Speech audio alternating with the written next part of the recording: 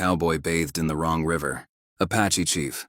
Whoever bathes in this water will marry my daughter. The midday sun hung high in the cloudless sky, beating down on the arid desert landscape. The heat shimmered off the dry earth as a lone cowboy, dust-covered and weary, rode along the riverbank. His horse, equally tired, trotted slowly, its hooves stirring up little clouds of sand with each step. For days, the cowboy had been traveling, crossing mountains and desert plains, with no company but the wind and the endless horizon. His name was Jake Walker, a man of few words, hardened by years of wandering the West.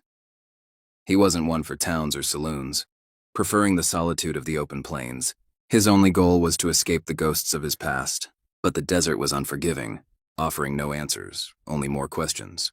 Jake had heard rumors of a mysterious river deep in Apache territory, a sacred waterway that could wash away all manner of troubles. Many said it had healing powers, though none who sought its waters ever returned to tell the tale. Intrigued by the legends, Jake decided to follow the river's course, hoping to find solace or perhaps a way to silence the ghosts haunting his every step. As he rode along the water's edge, the river seemed to call to him. The sound of the water flowing over smooth stones was a soothing melody, a stark contrast to the dry crackling of the desert. Jake urged his horse forward, the promise of fresh water more appealing than anything else. When he reached the river's edge, the sight of the crystal-clear water was too tempting to resist. The heat had made his clothes stick to his body, and he felt the sharp sting of sweat and dirt in his eyes. With a sigh of relief, he dismounted and knelt by the water, cupping his hands to drink. But just as his hands touched the surface, a voice boomed from behind him. "That water is sacred, cowboy." Jake spun around, startled.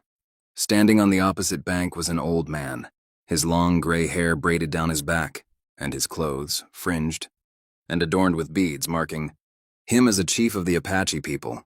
He was tall and broad-shouldered, his presence commanding. A group of warriors stood behind him, silent and watchful, their eyes locked on Jake with wary caution. The chief's piercing gaze never left Jake. "You have bathed in the wrong river. Stranger," he continued, his voice steady and strong. "The waters here are not for the unworthy." Jake, caught off guard, wiped the water from his mouth and slowly stood. "I didn't know," he said, his voice tinged with confusion and frustration. "I'm just a traveler, been on the road too long. I thought it was just water."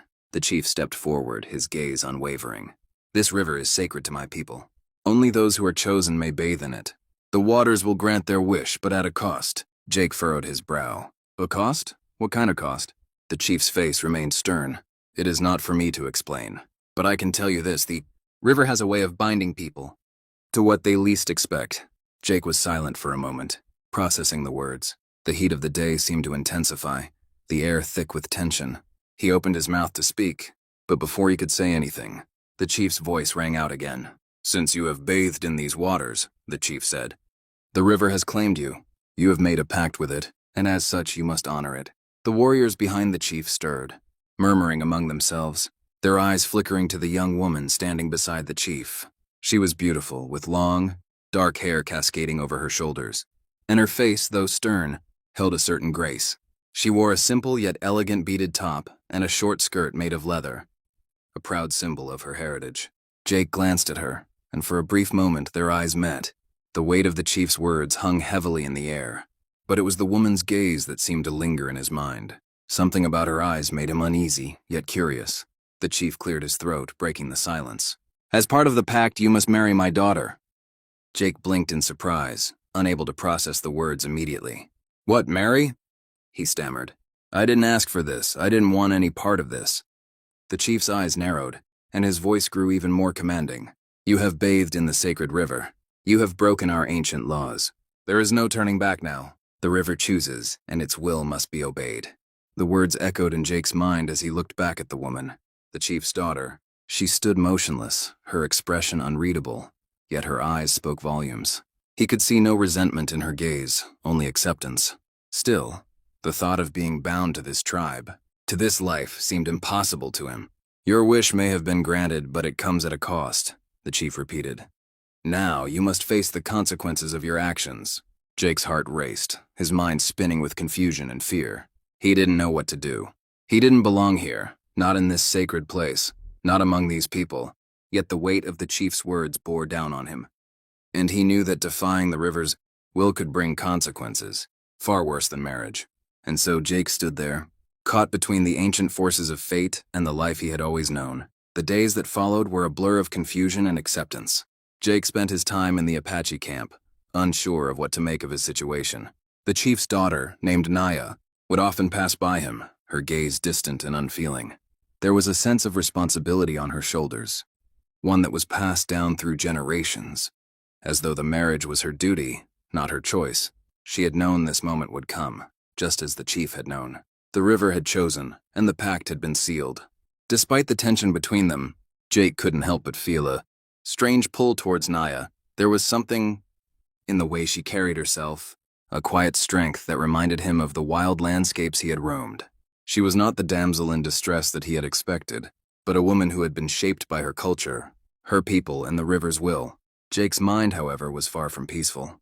Every day he wrestled with the reality of his situation. He was a cowboy, a drifter, a man who had never stayed in one place for long.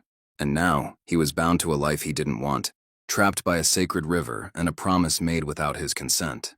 One evening, as the sun dipped below the horizon, Jake found himself standing by the river once more. The cool evening air was a welcome change from the scorching heat of the day, but the weight of the chief's decree hung over him like a storm cloud. He could hear footsteps behind him, and when he turned, he saw Naya standing there, her expression unreadable as usual. She said nothing at first, simply watching him with the calm gaze that always seemed to pierce through his defenses. Finally, after what felt like an eternity, she spoke. "You don't want to be here," she said softly. It wasn't a question, but a statement of truth. Jake nodded, his throat tight with frustration. "I never asked for this. I don't even understand why I'm here, why I'm tied to your people." Naya stepped closer, her eyes locked on his. "The river chose you, Jake Walker. It doesn't make sense to you, and it never will. But you must accept it. There is no escaping what has been set in motion." Jake's chest tightened as he fought back the urge to run, to escape the bonds that had been placed on him. But Naya's presence, her calmness, seemed to ground him in a way he couldn't explain. "I don't know what to do," he confessed, his voice raw with emotion. "I don't know how to live this life." Naya reached out, her hand resting on his arm. "You don't have to do it alone. I will help you, just as the river will help us both. But first you must trust me." Jake looked into her eyes, and for the first time, he saw not the daughter of an Apache chief, but a woman who understood the weight of their shared fate. The path ahead was uncertain, but in that moment, Jake knew that the river's will could not be denied.